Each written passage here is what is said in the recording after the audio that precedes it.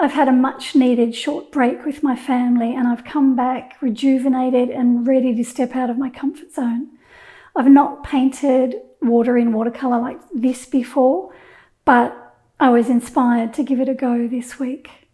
In this video, I'll share with you the techniques I use to paint the water.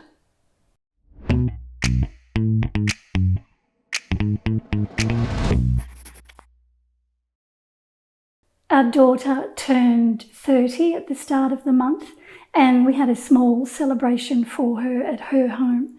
We got to see our youngest son who lives in Sydney and we haven't seen him since April. So he and his girlfriend spent a few days here last week. On one of the days they were here, we took a boat ride on the Nambucca River. The kids had a swim and we had a nice relaxing day. When they left, I was inspired to try painting a little boat on water. As I mentioned, this is my first time painting water like this in watercolour, so it was a little challenging, but having completed this painting, I feel encouraged to try it again. I did a small practice painting first to get the feel for it, and then I painted this larger painting. I tried different blues on the study. I used Antwerp blue, which I quite like, but I changed it on the larger painting and I used French ultramarine instead. The reference photo that I used for this painting was taken by Oliver Cole and I downloaded it from Unsplash website. I was attracted to the reflections in the water and I thought that the water would be simple enough to paint without making me feel overwhelmed. And I knew that the reflection of the boat would add some interest. I used 3 colours, French ultramarine, burnt sienna, and some sepia on the boat. The paper I used was Arches hot pressed watercolour paper. And yes, for the person who sent me the message a few weeks ago, Arches is the correct pronunciation. Like many, I used to call it arches, but I was wrong. Then I started to call it arches, plural, and that was wrong too. Now I know, after speaking to the company who make the paper, the correct pronunciation is Arches. French is a difficult language, they told me. So call it whatever you like. This is Arches hot pressed watercolour paper. I chose hot pressed paper because it's smooth. And I had a feeling that I might need to use pencils in a few places, and I prefer to use smooth paper when I use pencils. The best way I found to paint the water was to begin broadly at first and paint loosely on wet paper. I had to trust the water and the paint and I tried to let them do their thing. And I didn't really look at the reference photo for the first 2 layers. Then after those 2 layers were on, I started to paint in the reflection of the boat. And that's when I followed the reference photo as closely as I could. And I painted the reflection mainly on dry paper. I've got some French ultramarine here on my palette. I'll mix a small amount of burnt sienna into it to tone it down a bit. This is burnt sienna. I was wary of using the French ultramarine straight out of the tube. Just pop a bit more in. I used some masking fluid around the edges of the boat and around the edge of the white reflection in the water. And then when it had dried, I applied some clean water all over the paper. I didn't put it inside the boat or the white reflection though.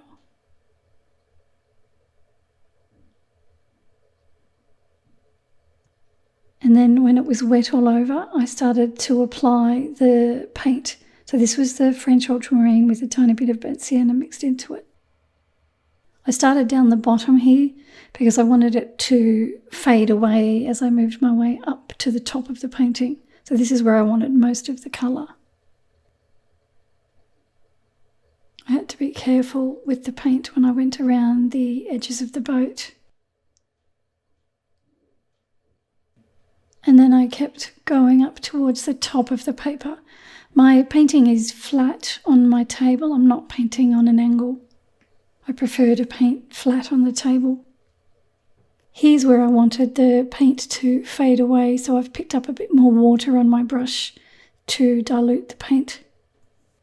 I had to work fairly quickly because I didn't want the paint to dry before I'd finished getting the paint on there.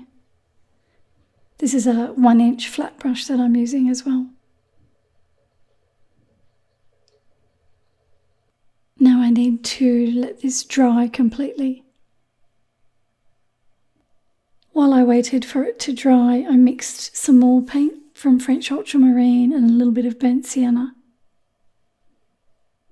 I let it dry completely and then I re-wet the paper with some water. And then I used my number 7 round brush to start painting some ripples on the water. So the paper's wet here. I'm using the same mixture of paint, but it's a little bit darker this time. I'm trying to vary the strokes, make some thicker and some thinner.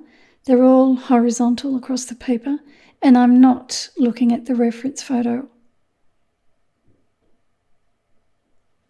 I've got no idea what it's going to look like when it's dry, so my fingers are crossed that I'm doing the right thing here.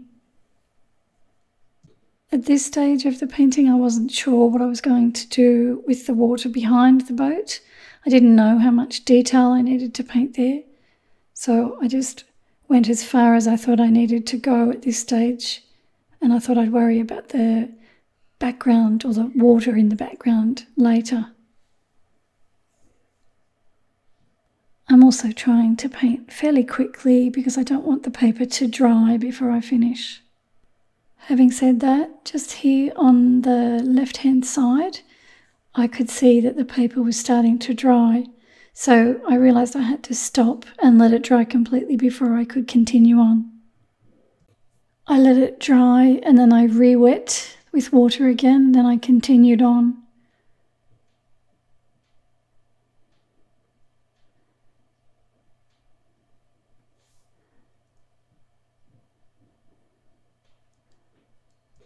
I tentatively painted a few horizontal marks behind the boat.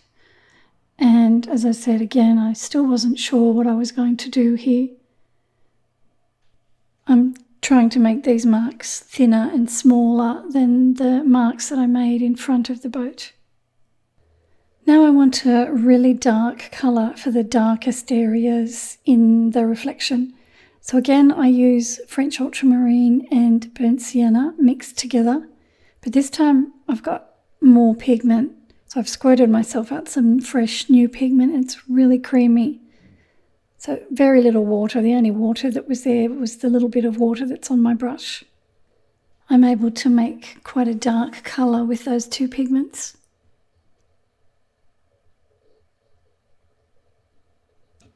I drew all the reflections in and then I used my number 3 brush and that dark paint that I mixed. And I started to paint on the darker areas that I see in the reflections. Here I'm painting on dry paper. I wanted soft edges on the larger ripples, but these reflection shapes have got hard edges so I can paint them on the dry paper. I painted the larger ripples broadly. Now I'm starting to be more specific and I'm beginning to paint in detail. So now I look closely at my reference photo. I'm trying to follow the photo as best I can. It won't be exactly like it is on the reference photo, but I try to stick as closely to it as I can. You can see I'm painting in all those darker areas that you see in the reflection.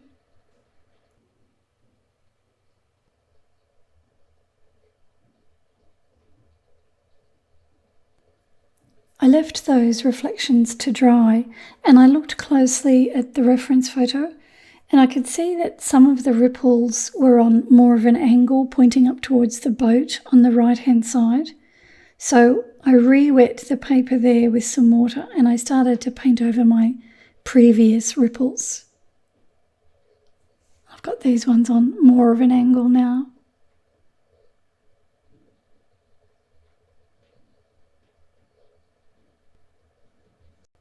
Again, looking closely at the reference photo, I could see that the area that was white had some grey shadows in it. So I wet the paper there with some water and I mixed a pale grey from burnt sienna and French ultramarine and I painted them on loosely. There was a grey shadow running along the bottom edge of the boat where it touches the water. Painted that in and then I extended them out in a similar direction to the blue ripples. I could also see some brown areas in that white section. So here I've got a bit of sepia on my brush and I'm painting on the wet paper. There were a few little spots that looked brown. So these are the reflections from the boat. So I tried to follow it as much as I could. Painted as closely as I could to the reference photo. To paint as loosely as I can with these broad reflections, I hold the brush back away from the ferrule. That helps me to paint a little bit more loosely than what I normally do. After I did that area, I dried it off really well with my hairdryer and I went back to painting the darker reflections that I can see on the dry paper. All these darker areas have got hard edges, as I mentioned earlier, so I can paint them on the dry paper. Here I'm using sepia, and then I switch to my darker blue-grey colour that I mixed before with lots of pigment. And the colours bleed together on the paper there because they're wet. You'll see me pause, and that's because I'm having a look at the reference photo as I paint.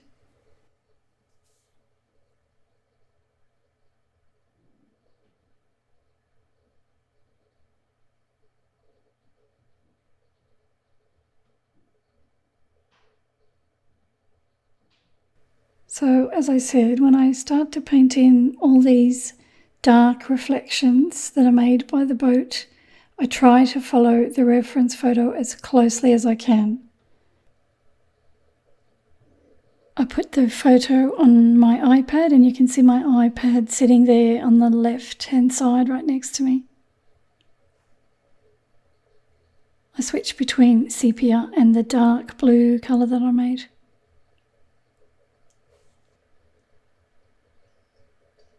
Here I'm painting in the dark reflection in the water from the side of the boat that's in the shade. To paint this area on, I wet the paper within the reflection and I also wet the side of the boat. I did that because the colour is so dark here that you can't see where the boat touches the water. The dark reflection and the side of the boat merge into one shape. So to avoid any hard paint lines, I wet the reflection and the boat, and the paint from the reflection drifted up over the side of the boat. Down here on these other reflections, I'm painting on the dry paper because they have hard edges. I used the dark colour that I mixed and I also used some sepia here. And I wasn't too worried about getting it as dark as I needed it. I thought if I get the shapes in, then I can come back and darken them if I need to. So here you can see that soft edge I've got along the bottom of the boat. That's where I'll join up later when I paint the shadow on the boat. You won't see a paint line there. Here I'm painting on dry paper again. And I'm painting in the dark edges that I see on the reflection. So this would be the timber trim that's on the boat that's reflecting in the water. Now I'm going to paint the side of the boat that's in the shadow. So here is where I join up with my water, but you can see I take the water down over the top of the area that I've already painted. and that will prevent any hard lines forming along the bottom edge of the boat. I use the same colour that I used in the reflection. This time it's going on the boat. There's a little white reflection on the left-hand side that I've left dry. Otherwise, I painted the side of the boat on the wet paper. So here I'm being careful to make sure I get the side of the boat exactly the way I see it on the reference photo. I don't want it to bulge out the other way. And you can see that I don't have a hard paint line along the bottom edge of the boat. So you can't really distinguish the edge of the boat with the water there. I think that helps to make the boat look like it's sitting in the water, not sitting on top of the water. Okay, so that's got the shadow side of the boat painted in. I was a little bit worried that I didn't leave enough lighter areas, so I got my eradicator brush out and I started to rub gently over some of the lighter areas with it to see if I could take some paint off. So the paper's dry, the brush is wet, and it just takes a little bit of paint off, revealing some lighter areas, which I think helped. I buy these brushes from Rosemary & Co in the UK. I'll put a link in the description of this video if you'd like to get any yourself. I use these little brushes all the time, and I've only just discovered them about a year or two ago, and I really wonder what I used to do without them. After I did that, I dried it with the hairdryer, and I got my little number 2 brush out and some of that dark paint, and I started to paint a few more reflections that I could see were on the reference photo.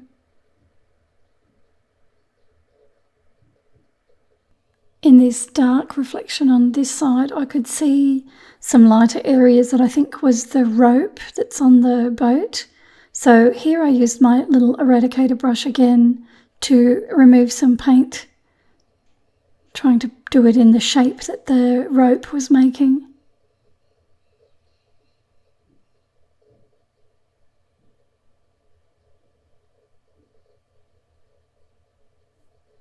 And I could also see some lighter areas in the dark sections. So again, I use my eradicator brush here to take a bit of paint off. Really dark paint is easy to remove, so just with a damp brush I can take some of it off.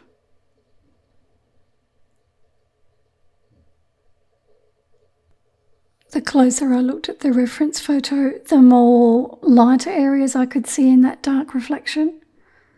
So I did a bit more work there, trying to make it look as close to the reference photo as I could get it. I'm taking paint off here.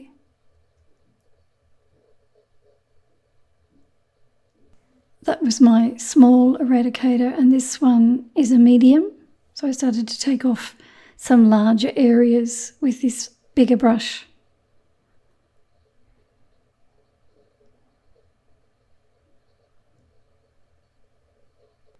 Something else I wanted to try was my white watercolour pencil. So there I'm wetting the paper with water, and I'm going to use my white watercolour pencil now to draw a few highlights in on the wet paper. So I just wanted to see what that looked like. This is a Caran d'Ache Super Soft white watercolour pencil.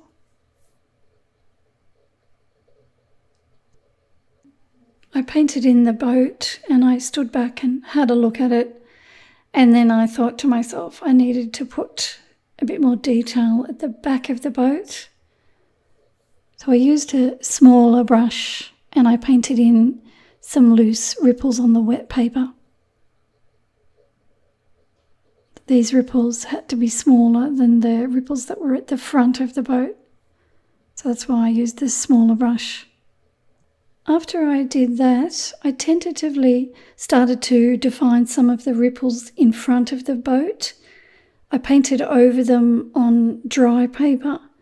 I wasn't sure what it would look like, but I hoped that it would help to draw the eye to the front of the boat more.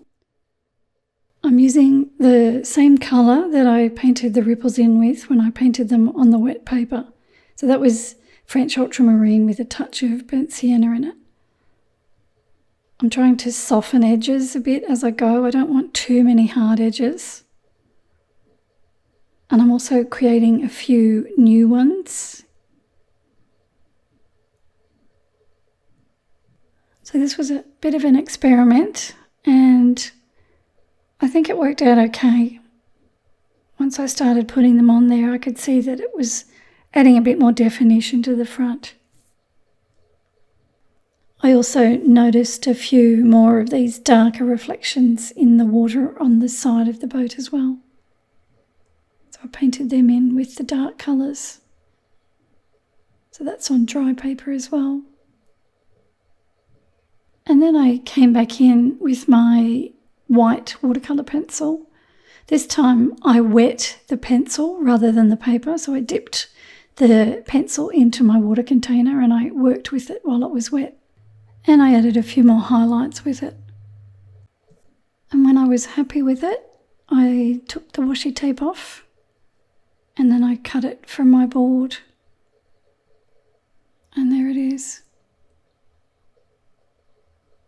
If you'd like to see how I painted the entire painting from start to finish, I'll be making a full-length tutorial of it for my Patreon site. I hope to have it on there next month. If this video was helpful to you, please give it a like and make sure you subscribe to my channel. And I'll see you in the next video.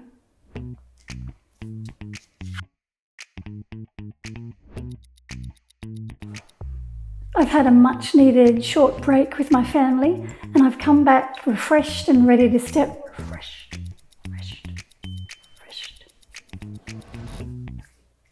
I've had a much needed short break with my family and I've come back refreshed and I've had a much needed short break with my family and I've come back rejuvenated and ready to step out of my comfort zone. When they left, I was inspired to try painting a little boat on watercolour. Boat on watercolour, yeah. This is a boat on watercolour.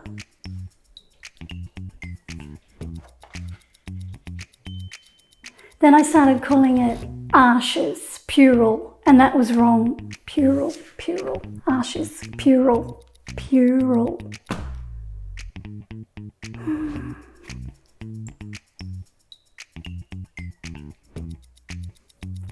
What is that?